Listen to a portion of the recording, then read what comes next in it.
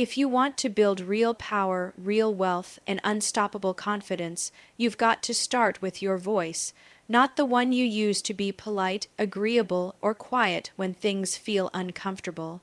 I'm talking about the voice that knows what you want, asks for it clearly, and doesn't back down just because someone in the room shifts in their seat when you speak with authority.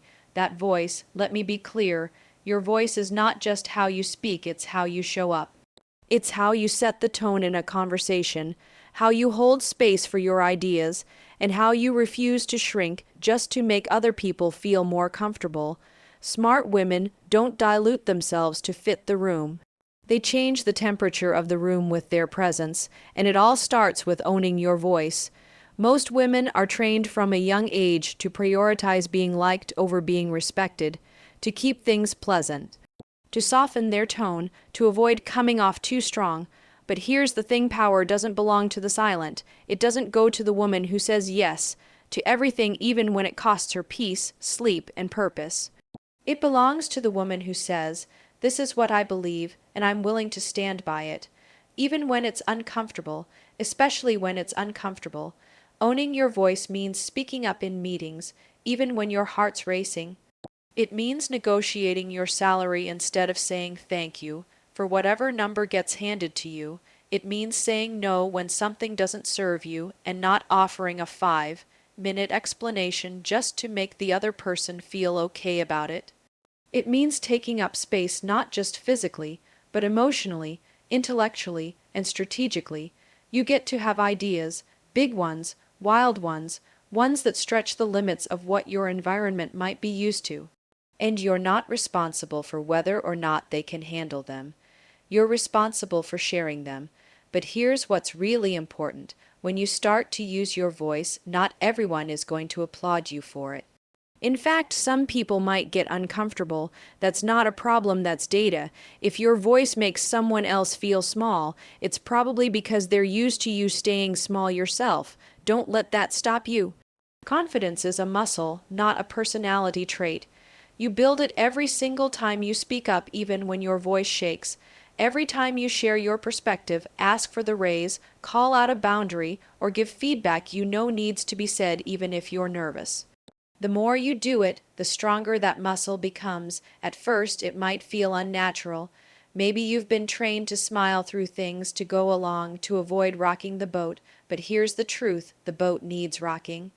Because the boat you're in right now might not be headed where you want to go, and no one's going to turn the wheel for you.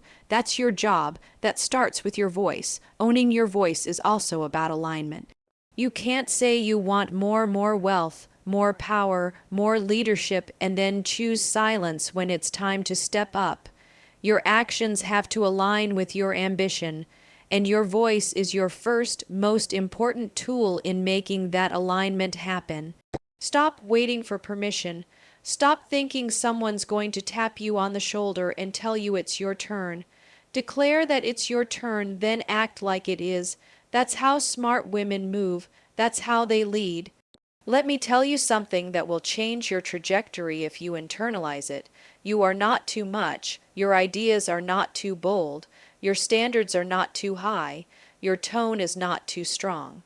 What you are is powerful, and when you start using your voice with clarity and intention, the world begins to adjust. People respond to how you carry yourself. If you speak like you're uncertain, the world will give you crumbs. If you speak like you know your worth, the world either rises to meet you or moves out of your way. Either outcome is a win. So say what you mean, ask for what you need, and never, ever apologize for being direct. The women who build wealth, power, and confidence don't just have something to say, they say it out loud on purpose. That can be you, but you have to choose it every single day. Look around you. Who are the 5 people you spend the most time with?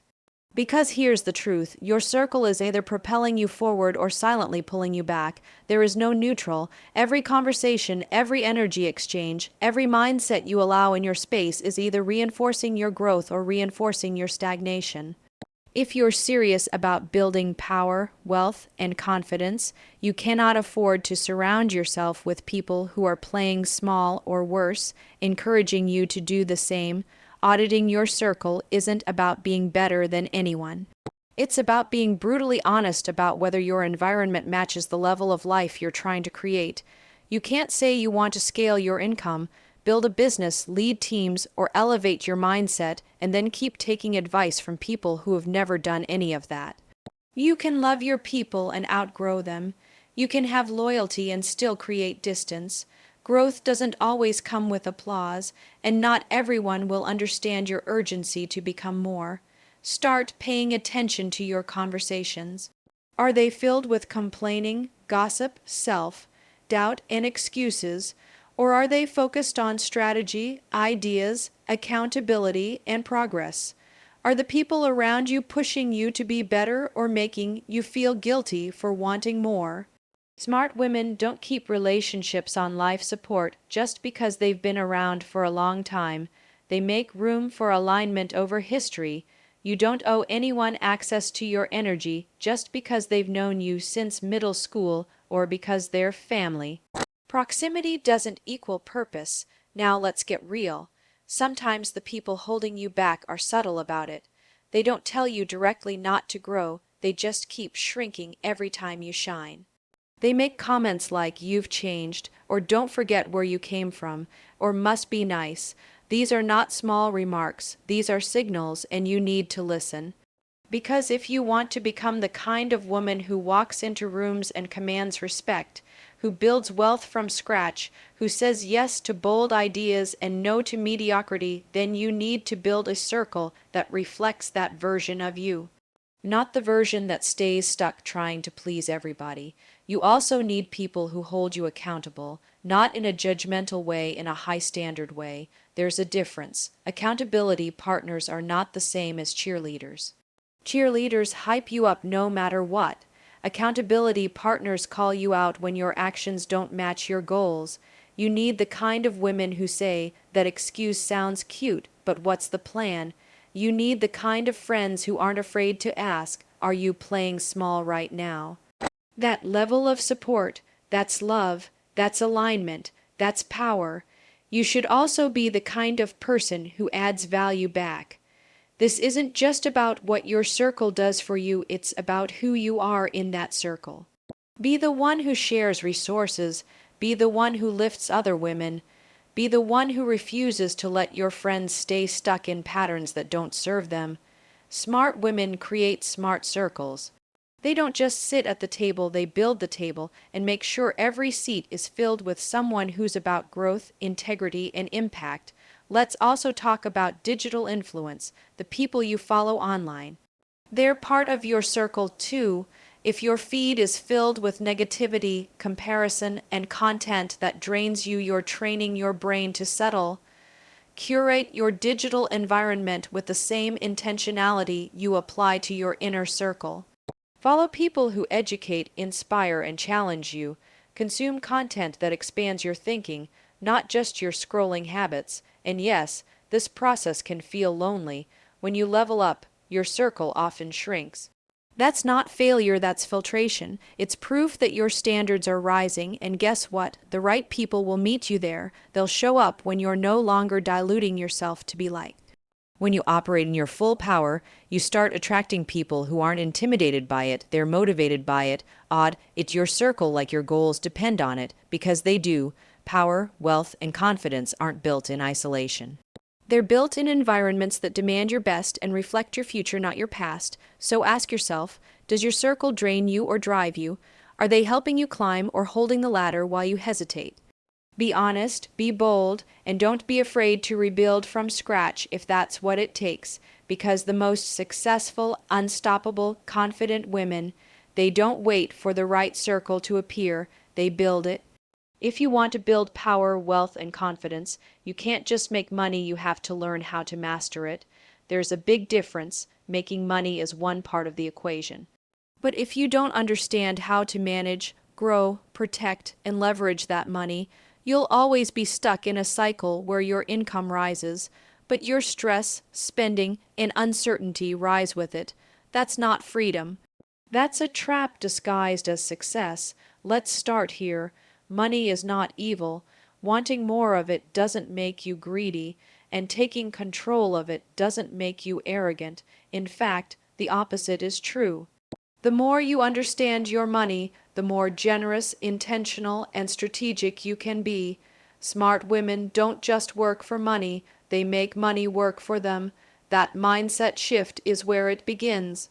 If you don't know your numbers, today is the day that changes. Pull up your bank accounts, look at your debt, track your spending, get real about your habits. This isn't about shame, it's about clarity. You can't fix what you won't face. Financial ignorance is not bliss, it's expensive. Avoiding your money is a guaranteed way to lose control over it, but owning your money, that's where confidence is built. That's where options open up. Next, automate everything you can. Systems beat willpower every single time.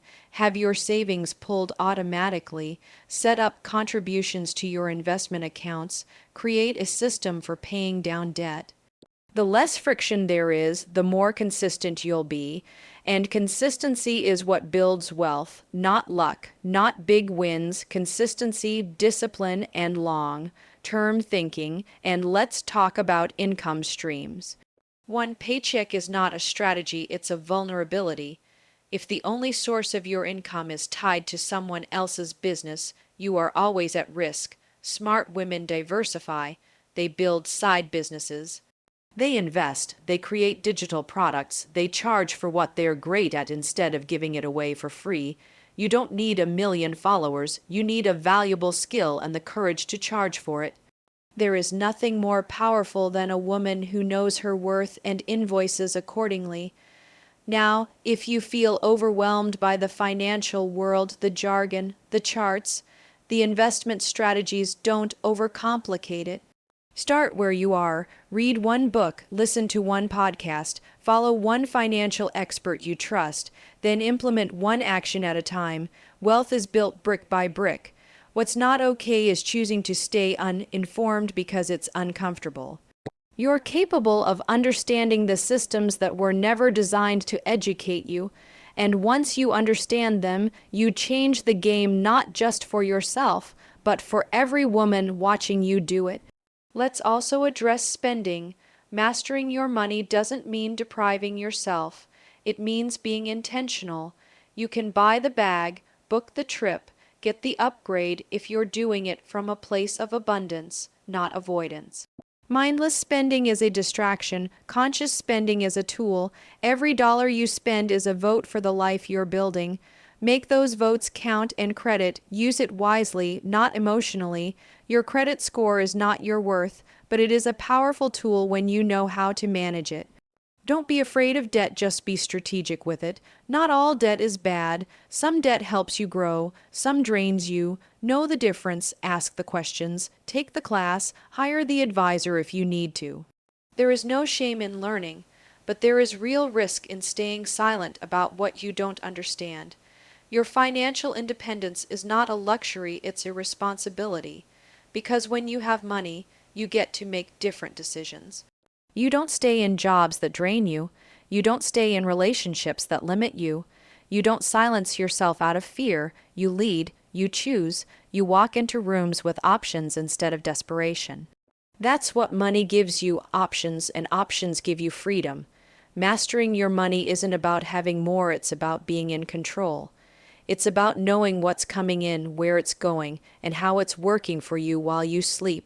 That's the goal, not just income wealth, not just security freedom, not just comfort power.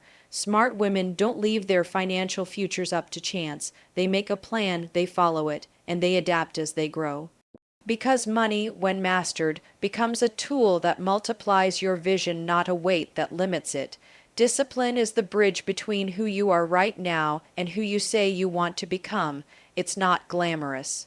It's not flashy, but it's the foundation for everything powerful women build: businesses, wealth, health, relationships, influence. You can have all the ambition, vision, and talent in the world, but without discipline, none of it sustains.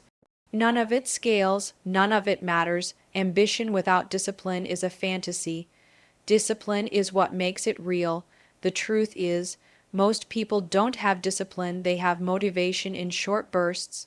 But motivation is seasonal. Discipline is a lifestyle. Discipline is what kicks in when it's cold, when you're tired, when you don't feel like it, when no one is watching. It's what shows up when the hype dies down and the routine gets boring. And it will get boring. The results you want live on the other side of that boredom. The problem is, most people romanticize the outcome, the wealth, the power, the lifestyle, but they want to skip the process. They want to feel excited every day, but the most successful, confident women aren't focused on feelings, they're focused on standards. They show up whether it's convenient or not. They don't negotiate with their commitments. Their habits are locked in, their calendars reflect their priorities, their decisions match their vision. Discipline starts with time, how you manage it, where you spend it, and who you give it to if you're saying yes to things that drain you, that steal your focus, that delay your progress. You're choosing distraction over direction. Every time you say yes to something small, you're saying no to something big.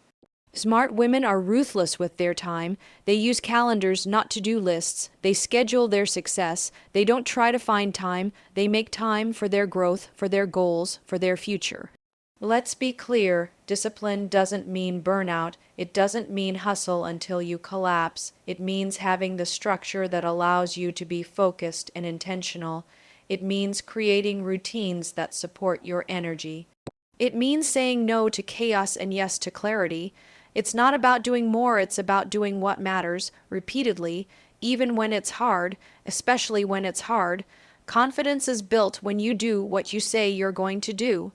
That's why discipline and confidence are linked. You don't become confident by talking about your goals. You become confident by hitting your workout when you said you would, by sitting down to write the plan instead of scrolling, by sticking to your budget, by showing up for the version of you you're trying to build. Confidence doesn't come from compliments, it comes from follow through. If you want to lead, if you want to be taken seriously, if you want to build wealth and be respected, you have to operate like a woman who runs her life with intention. No one's going to hand you structure. You build it. No one's going to give you clarity. You create it. You wake up and decide, this is the standard now. This is how I move. And then you align everything with that standard, your schedule, your habits, your focus, your circle. And when you fall off track because you will discipline is what brings you back, you don't spiral. You don't throw the whole week away because of one missed day. You course correct, you realign, because discipline isn't perfection. It's resilience. It's the ability to reset without the drama. It's the mindset of I'm still in control. Even when things go sideways, there's nothing soft about discipline. It's not passive. It's not just routines and goal setting. It's a decision to run your life instead of letting life run you. And once you realize how powerful that is, you won't want to operate any other way. You'll stop tolerating your own excuses. You'll stop hiding behind procrastination. You'll stop waiting for the perfect time to start. You'll just do the work, because when you operate with discipline, you don't need external validation. You don't need motivation from someone else. You become the kind of woman who can trust herself. And that's where the power is, in knowing you will show up for your future, whether you feel like it or not. Discipline is not punishment, it's self-respect, it's freedom, it's choosing your highest self over your current mood. And if you want to lead a powerful life, build real wealth, and walk with unshakable confidence, that choice has to become non-negotiable. Growth is not a goal, it's a mindset, a lifestyle, and a daily commitment. If you want to build real power, long-term wealth, and the kind of confidence that doesn't shake under pressure, you have to become obsessed with growth. Not occasional, comfortable growth, relentless growth. The kind that challenges your limits, forces you to confront your habits, and pushes you into the rooms and roles you used to doubt you belonged in. Let's get something straight. Comfort is the enemy of progress. It's the illusion that tells you you're doing okay when you know you're capable of more. The women who succeed at the highest levels aren't smarter, luckier, or more connected. They're just more committed to evolving. They're not afraid to look at where they're falling short. They don't protect their ego. They protect their potential. That's the difference, being relentlessly grow. growth-oriented means you stop waiting for clarity and start creating it. You don't have to know the entire plan, you just need to take the next right step. Smart women don't freeze when the path gets unclear, they move anyway. Growth doesn't require perfection, it requires momentum. Even when it's messy, even when it's scary, especially then, every setback you've had, that's not the end, it's information. Every failure, every rejection, every door that didn't open, that's curriculum. You either use it or you repeat it. But if you're serious about your growth, you stop blaming circumstances and start owning the lesson. Growth-oriented women don't make excuses, they make adjustments. They don't take failure personally, they take it seriously. You also have to become someone who invests in your development financially, emotionally, and with your time. That might mean hiring a coach, taking the course, reading the books, joining the room where you're the least experienced person there.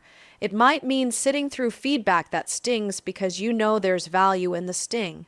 Smart women don't shrink from feedback, they seek it because they know you cannot improve what you refuse to examine, being growth-oriented also means managing your inner dialogue.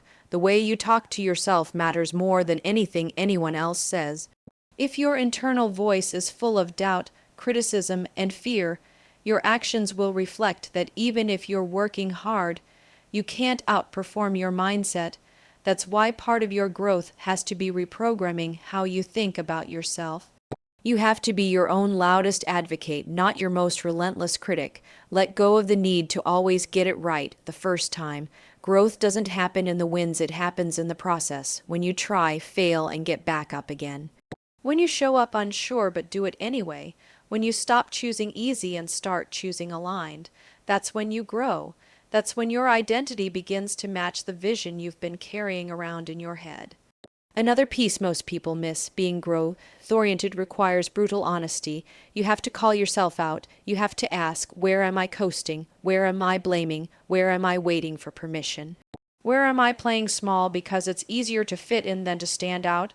You have to be willing to confront yourself, because the truth is, no one's coming to save you, but you can save you. You can lead yourself. You can stretch, adapt, evolve if you choose it, and don't just grow when it's trendy, grow when it's lonely, grow when no one is watching, grow when you feel stuck. That's what it means to be relentless. You don't grow to prove anything to anyone else. You grow because you know what's possible for you and you refuse to settle for anything less. This mindset also impacts how you show up for others. Growth-oriented women don't compete, they collaborate. They celebrate other women's wins because they know there's room for all of us. They build each other up. They ask better questions. They offer insights. They don't hoard information or access. They elevate the whole room. Because when you're truly focused on your own expansion, you don't feel threatened by someone else's success. You're inspired by it. This is how you lead. This is how you build. This is how you create a life that is unshakable because you're not attached to staying the same. You're not afraid to outgrow people, habits, environments, or even past versions of yourself. You're willing to evolve in public, to change your mind, to pivot, to learn, because growth doesn't care about looking perfect, it only cares that you keep going. So the question isn't whether you're growing, the question is, are you willing to grow when it's hard, when it's slow, when it's quiet, and when it's uncomfortable? If the answer is yes, then everything you want becomes possible. Because once you become relentlessly growth-oriented, there's no limit to the woman you can become.